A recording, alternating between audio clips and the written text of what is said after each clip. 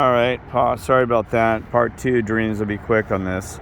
So anyway, so I was saying that, you know, that your subconscious mind can be infiltrated. So, that's the thing is I think that like I'm saying that demon possession, other types of influences, they can mess with you when you're sleeping through your subconscious mind.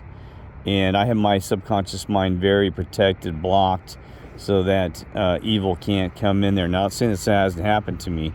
I've had it happen where I knew it was like, boy, somebody was like whispering in my darn ear at night and causing me nightmares. So that's why I immediately, so I'll go back into protection mode. But that's very rare to me. Very rare to have a nightmare, and that just came out of nowhere, right?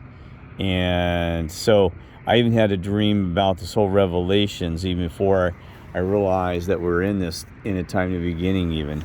So that was probably communication. It was kind of a nightmare. It showed me with a dog standing next to me and called Golden Bud, and I don't know if that's ever going to manifest or real, but as a dog, which I learned out later, dog in reverse is like God, unconditional, faithful defender, protector. And this dog was just loyal to me, standing next to me, and that it was like this volcanic area, like there was, fire and brimstone everywhere, just dark at night, and we were on Earth, and I had some brothers and sisters like you that were coming after some evil forces, and I had the dog with me, and he was like my buddy. Just we're all in this like lined up like in a kind of like it's like strange, like a barbarian type thing situation where like wearing like I'm just like armor and stuff, and just coming forward in this. You can see the orange, the pits of lava and stuff everywhere around us, and there's like sulfur and smoke and things like that. And that's a very clear dream that I had, and so it was like shocking, right? So I'm saying that, so it's subconscious mind. See, that's a very infiltration thing that they'll attack your conscious mind by programming TV while you're awake. Your conscious mind, they'll program your head through the conscious thing, and then the subconscious mind, they'll try to do subliminal messages, and probably, through TV, and also verse play of songs, and subliminally attack you. But then also the subconscious mind, then I think that maybe when you're dreaming, they can attack that subconscious mind through your dream states, because some people have had just horrifying, influencing dreams that impact the way they behave, and messes up the next day, and kind of brings in that dark realm. And sometimes it makes people evil, sometimes it just makes them scared. It's like part of that whole matrix of impacting you. Okay, so there's that subconscious aspect. There's something else I was trying to bring forward in that some of these things are. Now I was thinking about even the show. I don't know why that came in my thought. Maybe there's some kind of, sometimes we get these thoughts for a reason, that I dreamed of Jeannie. Now, it's interesting. I'm going to have to look back at that, because what is really unusual, there's a lot of themes about dreaming becomes a manifestation to reality. And that's what's really interesting about that, because maybe it is possible, I just said, that your dream states could actually become part of reality in a sense. Because I dreamed of Genie is kind of like I'm thinking about if he dreamed about having this lady with magical powers, and brought her into manifestation into his life, and so, and the reason I also bring that, like Xanadu is a very interesting, with Olivia and John that just passed away. And that's what's weird about that one too. I knew that she was very close. I started listening to all her music, and I hadn't listened in years. Grease Lightning. I was listening to that right and left, crazy, like every day.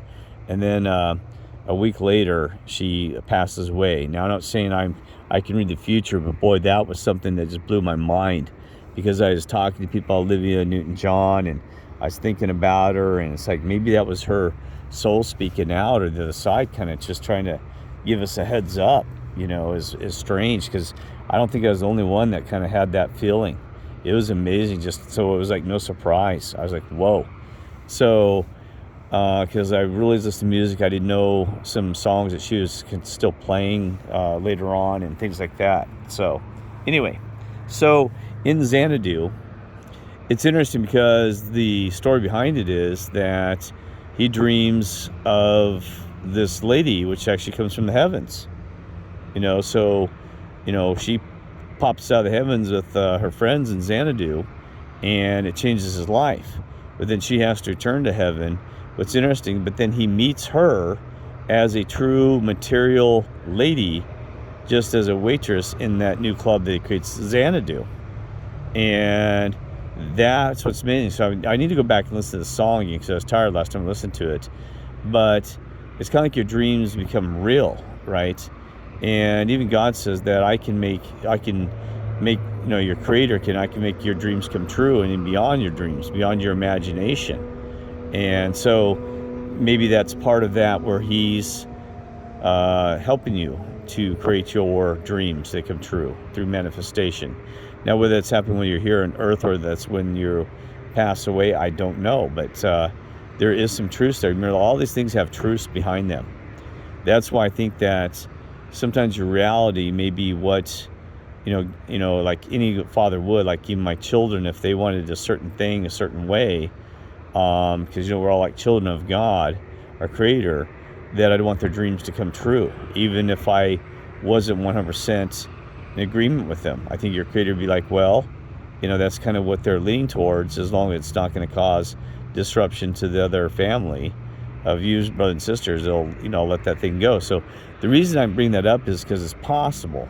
Don't say I'm blasphemy again, because you don't know and I don't know, but and so I'm just throwing it out there that if you want to follow, that's why I don't insult other religions, is because if you follow the Christian theology with the Lord and all of that, well, maybe that's for you. That's the way that the heaven's going to be, that you're going to have experienced that and that whole thing with the Lord and stuff like that. But maybe if you are, let's say you're Buddhist, possibly, maybe that heaven becomes a part of your reality of when you pass away. That'd be your next experience or something like that. I don't know this. I'm just throwing it out there because even my mother today, we're talking about this, that I do not believe in reincarnation. I don't, because who the heck would want to be reincarnated and come back here to this earth? You got to be kidding me. You can go ahead and have a second chance. I want to take what I learned and move on, because I'm one that keeps on moving forward, not to regress and not to relive those painful experiences and things like that. I always thought that reincarnation was an excuse to, well, I'm going to fix it later on, and I don't have to be a good person, and I'll fix it tomorrow. Like even today, I'll say I'll fix it tomorrow, and you never do. That'd be like reincarnation. I'll fix it in my next life.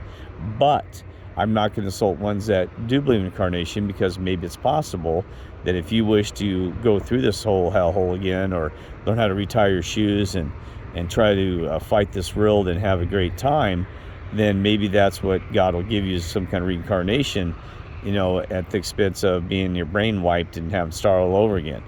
Because I have met people that said that they had a great wife, and they said, well, I'd love to do this all over again if we could be reincarnated, and then they both agreed to that.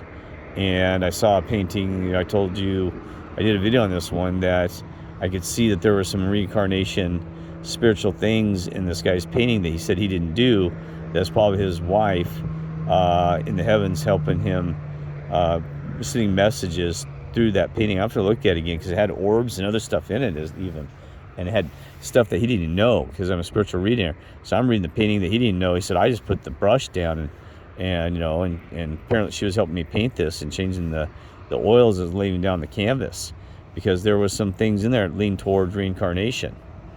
I had like this recycling thing. That was actually out of that video was done out of Arizona, but it was actually in what was that mining town? Boy, darn it! I'm sorry, I'm tired tonight again, as usual.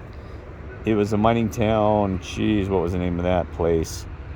Well, I don't know. I'll remember it after I stop this video. I'm just tired.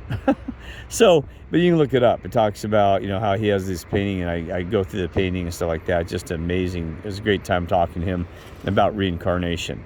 So I'm leaving that open. I don't know, and you gotta leave everything on the table, because we just don't know. That's why I think this reality is so bizarre, that I think that the intent is we're supposed to try to create a heaven here versus a heaven when you pass away. And they're probably both realms exist, but you got to realize the other realm, when I'm thinking about it, it's supposed to be maybe not no sense so much material, that it's more of kind of like that, a dream state. It's energy versus material, and kind of that's kind of like when you're in dream state, you're more of using just this manifestation of thoughts, of energy and frequency all occurring within you, in your brain. Because even the Lord said that, or no, not the Lord, but no, maybe it's the Lord, I can't remember, said that, was it in the book of Enoch, said, everybody's looking for where heaven is.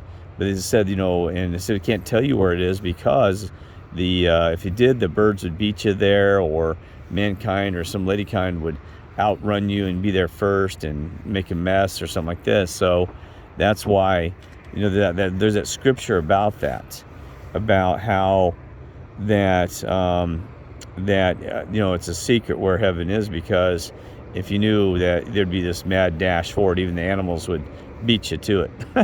So I'm thinking, well, maybe that is the secret, that it's what's within you, that you can create your own heaven, but it's hard in this world, because I'm sitting here next to bourbon, getting bit by mosquitoes and dealing with garbage every day.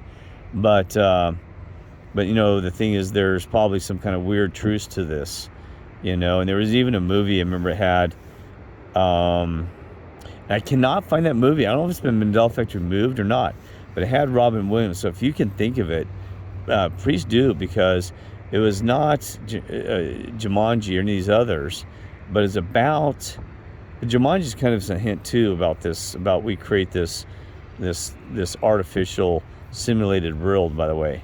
It also leans towards this whole thing, and actually the later versions actually lean more towards a simulation. You get 3 lives, and all this other things. But anyway, but there was an old movie where he passes away, and I can't find it. Robin Williams, and I can't remember the name of it, but it was really good, because he goes to the heavens outside. And they said, well, he goes, what is heaven about? And they said, whatever your dream you are looking for, that's what heaven is. It's, you create that, the creator creates that heaven, that reality for you. And maybe that's the dimensions of the room where the Lord says, God's got a special room for you. And that's, maybe that's what it is, that, that room is that little piece of heaven, or a part of that little thing, right? So, but it has this beautiful thing, like it shows him like floating on a boat in this little lakey area or something with the mountains in the background. And that's what I always thought about my dad. My dad always had a dream about sailing. So maybe he's in the heavens and he's sailing or something in some other world and some other beautiful place, right? I don't know. But that's kind of my thought, that maybe that's what it's about, right? And so, because you can't just be sitting in the heavens, right? That would be like sitting there around a fountain and just talking all day long. Yeah, sure, I'd like to talk to Socrates, Plato's, and even some great people, right? Even, I was trying to remember the guy. Well, it doesn't matter. So a ton of great people. I'd love to sit there and talk to them. And even Picasso, why would you paint that way? Or Michelangelo, why did you paint the Sistine Chapel that way? Or whatever, right? But, and the thing is too, is that I'm a firm believer that God's already here, in the spirit form, that he's experiencing these things with us. Because I can't imagine this, your God creating this whole earth and just sitting there observing and watching back the creator. You think he'd want to partake in this? I guarantee you. Well, I can't guarantee anything, but I guarantee, from what I've seen, and there's been hints of it, even Decoded Reality, what's his name? Well, I apologize, forgot his name because I'm just really getting tired. But he talks about how that this creator it's obvious that he's actually partaking in this grand journey with us. Now, why wouldn't he, right? So God's probably, he's already here. And like, where's God at? Well, he's probably, because there was the amazing hit that was done by the Colorado Zephyrs, where the guy goes up and he hits a home run, the largest the longest baseball hit in history, even beyond Babe Ruth, and of course the altitude of Colorado, that it was like, it's so bizarre. I mean, smacks, hits the seventh bleach in the back, and then there's argument of what the color of the seat was. Even it's kind of like a Mandela effect, back and forth, where some said it was blue seat, some says orange, and nobody can quite remember it, and all these other things. It's like, whoa, well, maybe that was your God creator saying, your creator step in and say, I want to feel like it feels like to smack a home run and make the longest home run out of this damn thing, and hit it and whacked it. And you know what I mean? Because we don't know, because if Satan can take over people's bodies that we know can play different characters, like he's probably playing Obama or playing Hitler, and you just don't know it, or it's demons, but it could be a Satan character or whatever. That wouldn't, it'd leave the table open for you to imagine that maybe God, he's on the good side, our creator, he's like, I'm going to be in this person's shoe because I'm enjoying that life right now, and experiencing this with you. Because that's all I always told at the back when I started this. I said, well, I hope God, my creator's getting something out of this, just besides looking, observing. And I said the Lord too, and I said hopefully the higher commands, like even the angels, get to have some kind of great experience here with us, versus just sit there monitoring and doing the job. You say, I'd do it for them too. I'd say, well, I'd stand back and take over and help monitor the situation, but it'd be nice that they got to partake in this whole grand, what do you call it, theater, amazing race adventure, right? So I said, God, creator, I hope you're getting some of this. And the Lord said, man, I hope you're getting something out of this thing, versus just, some future thing, some end result, right? So, but see, I don't know. But see, even if they could, because anything's possible. It could, even if their creator or the other ones, other angels or whatever, maybe they can, it's kind of like you're just intended like a broadcast, like a television, and they can actually feel and experience things you have and all these other things. And kind of like Free Jack, that movie, it talks about how there's users, and and that they come in and they get to experience those things through the partaking in this. And even that movie, there's another movie that talks about that, where oh gosh, what was it? Oh geez, I forgot. Darn it. It was kind of an unusual, kind of sad movie. Boy, I can't remember. But I'm sorry, but there's another movie too where it talks about how people in the future get to enter people's body and kind of feel everything they feel and experience it, but they do it in a bad way. It's kind of like they're in a prison, which we are. This is Earth. It's a prison. It's a cell. It's prison Earth, whatever. And even our buddy, left side of the brain, he does videos on this. Said, man, the human prison realm. See, that's kind of like it. We're kind of trapped here.